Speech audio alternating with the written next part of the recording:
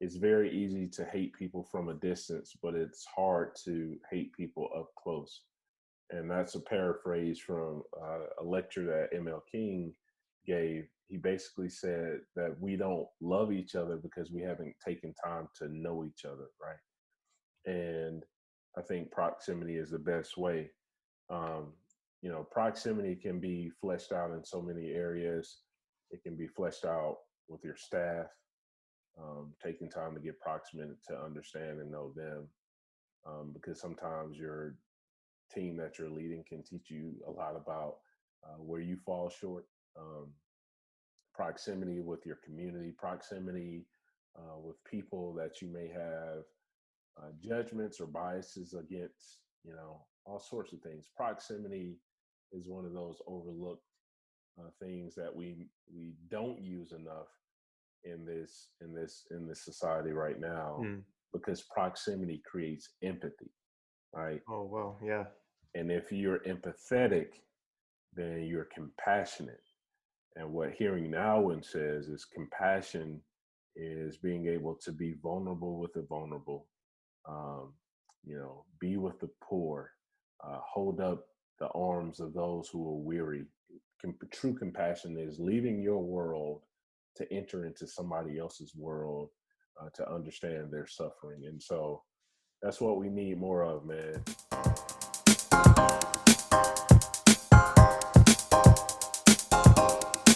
What's up, everybody? Welcome. My name's Michael, My name's Caleb. and this is the Leader Club podcast. We are so excited that you're here with us today because we have a great conversation with Terence Lester that we want to share with you guys about leading a movement. And Terence is a great friend of mine. He is the founder of Love Beyond Walls based out of Atlanta, Georgia. He is the author of several books that teach on the topic of poverty and systemic poverty. And so today's talk is really about how to lead a movement. And I think this could be used for anyone who has an organization, a business, or just a message that you want to take out into the world. So I'm so excited to have Terence on this podcast today. Absolutely. It's going to be great. Go ahead, before we get into the talk, go ahead and hit the subscribe button, leave us a review, and share this. The talk is absolutely phenomenal. Terence has done a great job. So go ahead, subscribe, leave a review, and enjoy the talk. So, man, starting out, I love your story. You hop in, start Love Beyond Walls with your phone, this first campaign, man. And you started building traction, but it was over years, right? It was over time. It wasn't like you were growing at scale right away. What do you think helped you, get to the point to where you were mobilizing more volunteers? You were out there leading those movements. What do you think contributed to that? Was it just time and consistency? Yeah, I think one of the biggest things is not only consistency, but continuing to show up. Um, because people can be consistent, but not have their heart into it, right? Mm. You get into this consistency mode, and it's more of a default mode, just going through the rhythms. You know, it's the picture of a treadmill, right? You're on it and you're just moving, but you're not really going anywhere. And I think the difference maker is that latter piece is continuing to show up with every single ounce of your heart possible. One of the things that I had to come to grips with really early on is that I was going to deal with disappointment. Um, it's a part of the leadership journey, right? There will be times when you feel like you want to quit or you want to give up or things aren't working out right or your dreams are shattering before your face. Leadership is all about being pliable as well, because sometimes you'll start out in one way and you'll have to make certain pivots in between. Love Beyond Walls was not the first thing. It was something that I committed myself to being pliable and made the transition into doing what was best suited for my leadership style. I had just started something right before it that completely flopped because I was trying to do something that wasn't suited for how I was wired as a leader. And dealing with that disappointment, I could have allowed it to stop me or to hinder me. But I realized that disappointment is a part of the leadership journey. And as you get a chance to understand what types of disappointments can alter or hinder you from going forward, then you make the necessary preparations to deal with those disappointments to continue to push forward. Like you'll have plans disappointment, right?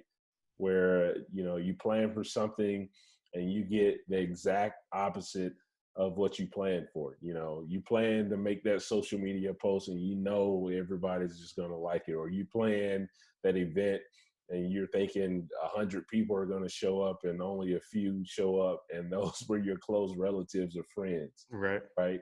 Or you have people disappointment, right? You have been investing in the people, you place them on your team or on your bus, but they decided not to commit to going along for the journey for whatever reason. There are times when people like literally disappoint you. And then you'll have public disappointment, right? This is something that you've gotten into and you've made this public. You told the world essentially via social media that, this is the thing that you're pursuing and, you're all for it. But then slowly but surely, time kind of erodes your passion. And then you have personal disappointment, right? This is not even the types of disappointments that you're dealing with outside of your plans disappointment, your people or your public, right? These are just things that you go through when life overwhelms you. And so one of the things that I did early on was I made a disappointment plan. Wow, I've never heard of this, so I'm excited to hear about it. Yeah. So a disappointment plan is something that I have in place to combat the disappointment, to build resiliency in my leadership. Because building a movement takes capacity, right? For instance, I'm sitting in a chair right now, and this chair was built to hold a certain amount of weight and pressure, right? If it wasn't, I'd be on the floor and the Zoom call would continue to go forward. Similarly, I think leadership is also like that. That if you plan to go deep, if you plan to go forward, if you plan to have longevity, as Eugene Edwards says, long obedience in the same direction, then you've got to build that type of capacity to help you combat the disappointment. And one of the first things is, you have to have real honest conversations, one with yourself. These are times when you're asking yourself questions for personal growth. Every single year, I map out a 12-month growth plan, the books I want to read, the podcasts I want to listen to, the types of content I want to consume, the types of people I want to talk to. Asking yourself those types of questions to ensure that you are maintaining, this intrinsic clarity. But then you also have to have conversations with guides, right? And these are not peer people. These are people that you reach out to that's a little further along than you. These are people that will be able to share their woes and their pains and their frustrations and their pits they had to climb out of to remind you that you aren't you're not crazy, right? to remind you that this is a part of the journey. I remember listening to a sermon one time where the guy said that he grew his ministry and he started facing different obstacles on the different level that he was on. And when he had conversations with his mentors, it was normal to them, but it was becoming normal to him. Because whenever you experience growth, there will be new challenges to face. And if you have those proper guides in your life, those types of people will help you find the wisdom and the clarity to move forward. And then they're like-minded people. I think it's very vital to have conversations, even like we're having right now, man, with people who remind you to keep showing up. You know, I think I think it's just essential. And then, you know, there's goals and missions. You know, you need to have stories around you to remind you why you started, stories of impact, you know. And this is one of my favorites, man. Change your metrics of how you measure success. One of the things I did early on is, you know, people were all into these different types of metrics like numbers and data and, you know, all this stuff. You know what I was counting? Things like, did I love one person? Did I, you know, share one story? Did I give one person hope? I set my metrics or my measure marks for success so low that when times of frustration came, I could always go back to these basic things of why I started. Like if I would have set my measure marks, I want to have this, or, you know, I want to achieve this by this. You know, people set themselves up for frustration because when you do that, you get into comparison mode, right? And then you start comparing your leadership to other people's leadership, but your leadership is not going to be other people's leadership because God didn't wire you to be other people, right?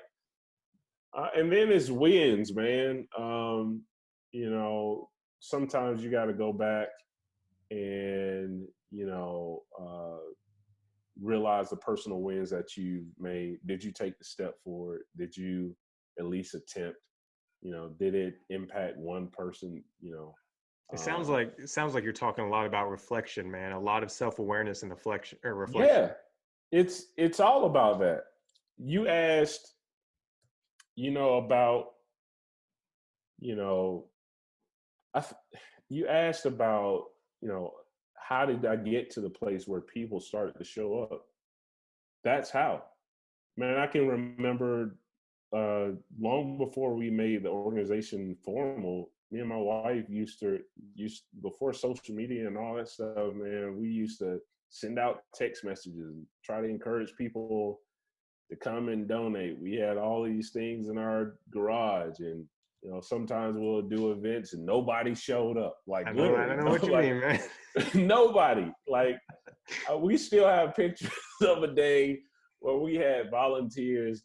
I mean, nobody showed up. Like, nobody. But what do? Do you stop because of people disappointment? Do you stop because, you know, or do you keep going because it's in your heart? Our response to leadership is not contingent upon what other people do. Our response to leadership is contingent upon what God has called us to do. And, you know, my wife used to always ask me, you know, if nobody shows up or if nobody knows anything about what we're doing, will you be okay? And my response was, yeah. And that's why we kept showing up. And over time, that consistency builds rapport with people, and people start to trust you. Well, that was a long answer, but yeah. Dude, I love it. I love it, man. It's so cool because I've seen this firsthand, you know, over the past, I don't even know, man. It's been probably 6 years, 7 years, something like that. And I've seen him, dude, whenever I visited you, and I want to give everybody context, this guy has very, very good, I'm trying to figure out, he has a gift of sharing vision. I don't know if he still has this part of it in his office, but he has this room they call the idea room. And dude, I remember stepping into the idea room, and man, that place, it just, the way he shared his vision on the board, you know, there's pictures, it just was so amazing just to just to step foot into that room. I was like, man, I want to be around this guy, because you could just tell he has a gift for sharing his vision. How important do you think sharing a vision with the world, with your, you know, your supporters, whoever that is, how important do you think that is to leading a movement? Oh, it's everything. And how do you necessarily, let's dive into, like, how do you share that vision, man? Man, you know, you got to leak vision everywhere, bro. You know, and you also have to share it in small chunks, right? You have to know as a visionary where you're headed, but it's almost like a big fruit tree, right? You can't give everybody all the fruit off of the tree at once. You have to like create low hanging fruit for people to be, you know, attracted to walk over to it and grab, oh yeah, I like this. I think vision casting is all about communicating a vision to people in a way where they think it's possible, where they think that they are vital, right, to making the vision come to pass, that they have something to offer. Casting vision is also about admitting your shortcomings as a leader, right? Because, you know, just for instance, when the first time, you know, we created this mobile makeover bus, bro, like I had the vision. I don't know carpentry, I don't know plumbing, I don't know anything, right? But I had to be honest with that and let people know that this is the possibility, because this is the impact. A visionary also has to show people that if they are involved and if they're on the bus, what is the return on the investment of time? What is the return on the investment of putting my hands to the plow with yours? You know, is it somebody's life is going to be changed? Is it something tangible that people will be able to see? Because oftentimes, you know, you won't be able to give, you know, people like, you know, monetary returns on investment. The investment has to be, you know, some type of impact that's way bigger than, you know, all of our lives, right? I would say a visionary too also has to take input from others. Like I love casting vision in a way where I may have some, you know, idea, right? And, you know, leading in a way where other people like throw in their ideas, and I'm like, yeah, like let's add this, let's add that. No, I don't want that, but let's add this. And Right, giving including other people. yeah, including people, giving people an opportunity to have ownership in the vision. Like if you're a leader that just has like a solo vision, then that's a daydream, right? Because, you know, real leaders understand that it takes collaboration for anything to get off the ground. And also, I think a visionary also has to display a certain amount of humility, which I'm really big on. Just knowing that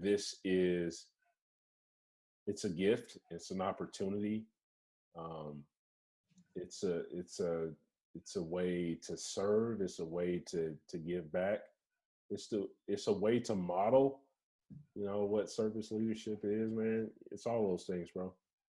That's awesome, man. I'm love this. I'm so pumped because we have some people, they're taking notes right now on just everything you're saying. We're going to share. So if you didn't know this, we send a PDF show notes to all of our audience, all of our members, and I'm just so excited to dive into this, man. But yeah, it's everything you're saying is like hitting me right in the heart, and I've seen this firsthand. I keep saying I see this firsthand, but I have, and you do really good at sharing your vision through multiple facets, especially social media. What let's get a little deeper into the technical side of it. And like I see you craft like the most beautiful pictures of your vision through social media. So like, have you always been good at that? Is that something that you've collaborated with other people to do? How'd you do that to share your vision through social media? Yeah, it's a great question. So a part of what I was talking about earlier is, understanding you and how you're wired. And so like, early on, you know, I went to school for media production, right? Okay, cool. I actually have an associate's degree in media production. I had no clue of why I got that degree or like how I would use it years later because I left school and started to pursue ministry. But really had a deep passion for storytelling early on, and you know, it became something that I was, able to later incorporate um, in like helping me to tell stories in a way. But for people who are wanting to figure out, how to tell their own stories, I would say, four things are needed, right? There's a cause, right? What is the cause that you're advocating for?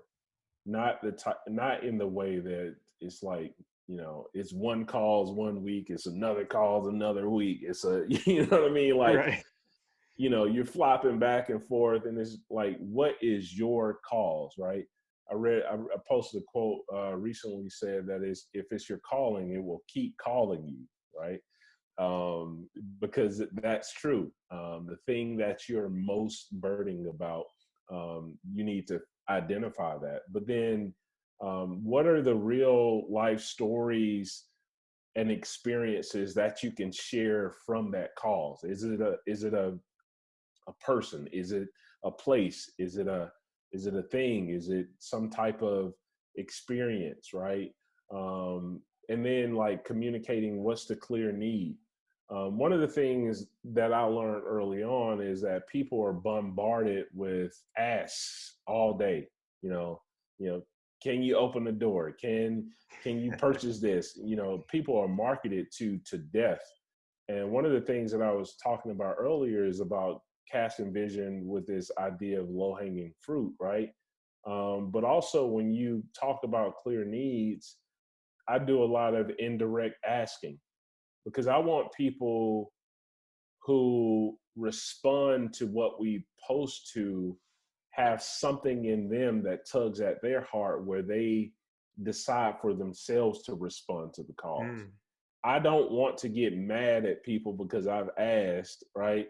And people I wanted to respond did not respond. No, I'm not looking for that. I'm crafting my stories in a way where when I tell them, I want whoever to who feels moved in that moment to grab that low hanging fruit and insert themselves and get themselves involved.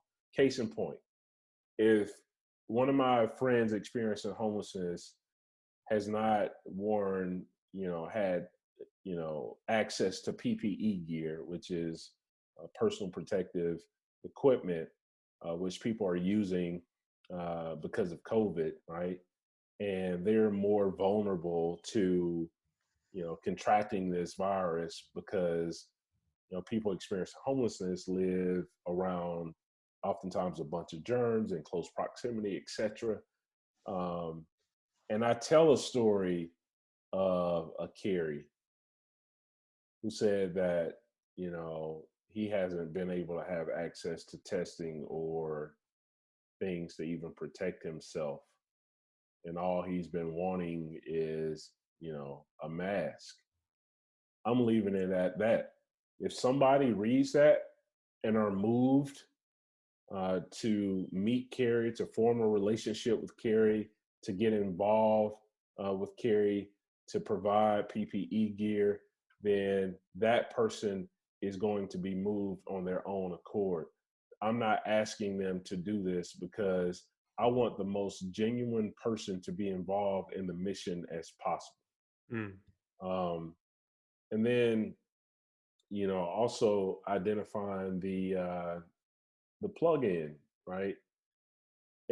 Everybody everybody knows that they belong to some type of cause, you know, even if it's a cause, some people get upset about pets. You better not talk about pets or plants or whatever it is, Right. So, yeah, but, I think you just need to create a space where people can see themselves having a role. Um, you know,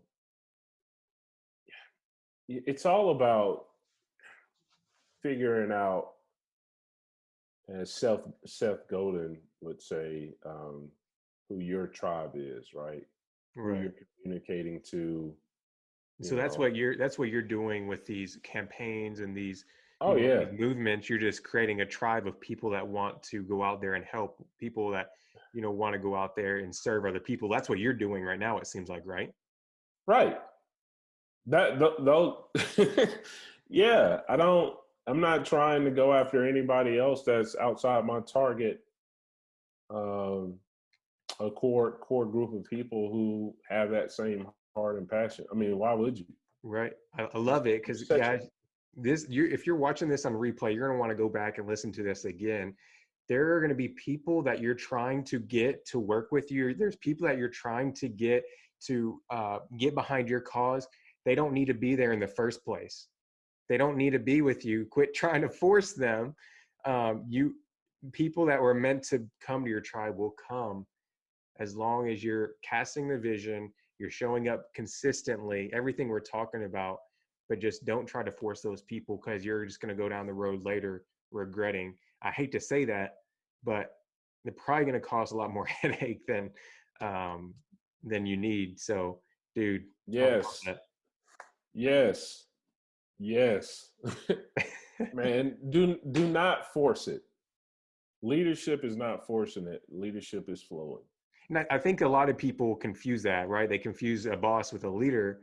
It's two totally separate things. And we can get on that tangent later, right? We could talk about that for like a whole hour, talking about difference between a boss and a leader, forcing people to do that. But man, it's so true. And if you get anything from this talk, it's that.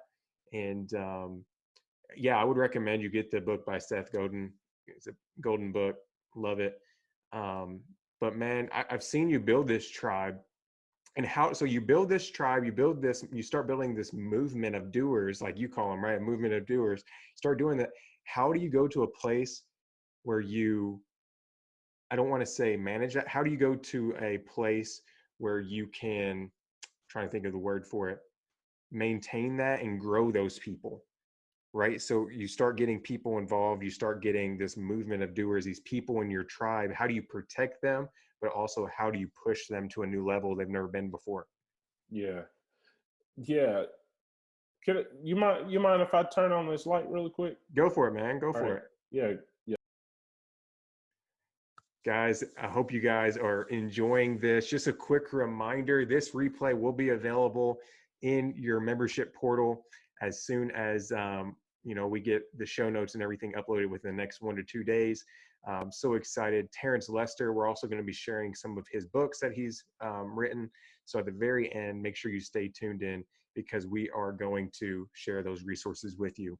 But Terence, welcome back, man, from turning on the light. So we were asking the question, how do you manage that, and how do you push people? I would say manage. How do you manage and lead whenever you get to a certain size where your tribe is growing?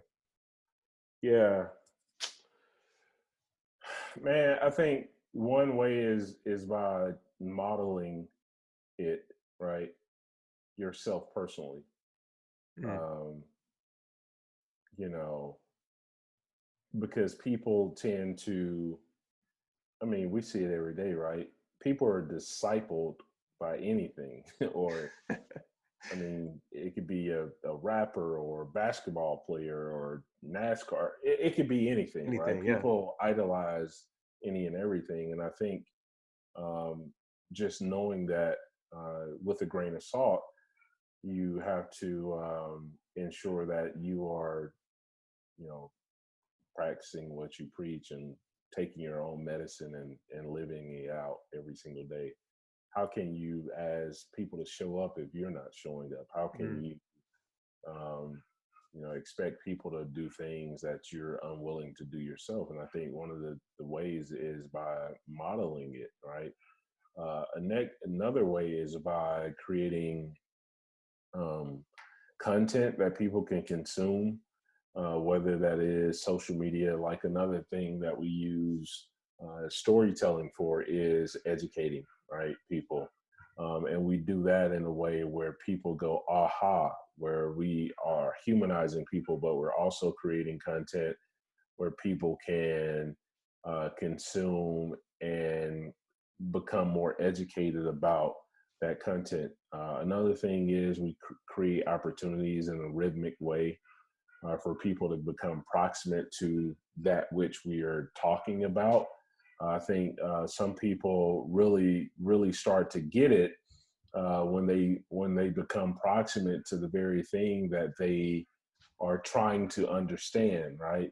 It's almost like that show Chop, bro. Like I love Chop. That's one of my favorite shows. You Really? know, That's yeah. Taylor, that's Taylor's favorite, one of her favorite too. So Oh, nice. Yeah, I love watching, you know, them cook, um, which is another good point because they get this mystery basket, and in leadership, sometimes you'll get a mystery basket. That's a whole nother great analogy. But you know, you'll never be able to, you know, serve things if you're afraid to be in the kitchen, right? mm, And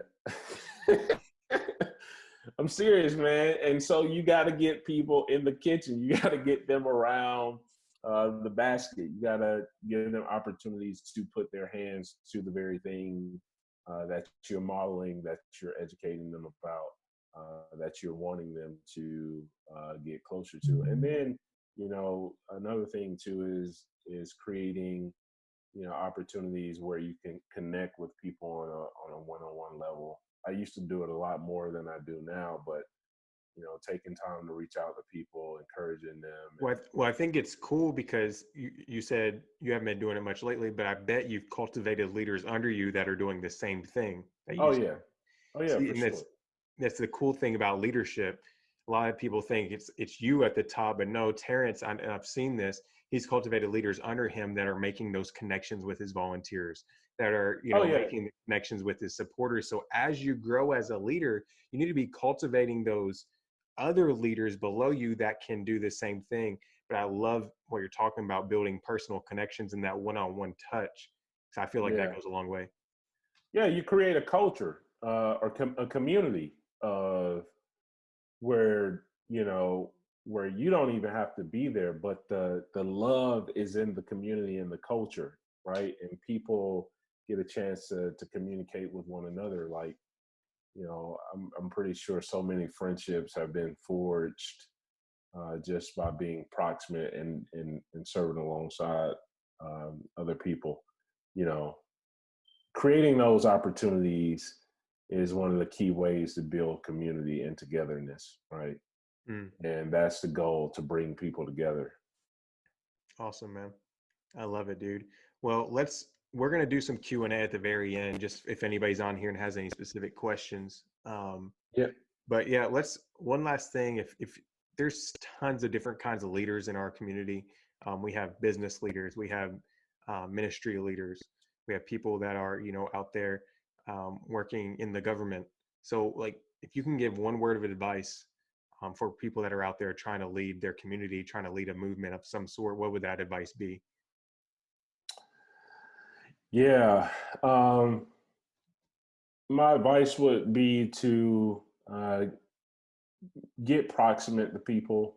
I know right now we are physically distancing ourselves from one another, but proximity can be, through a phone call, through text, through a Zoom.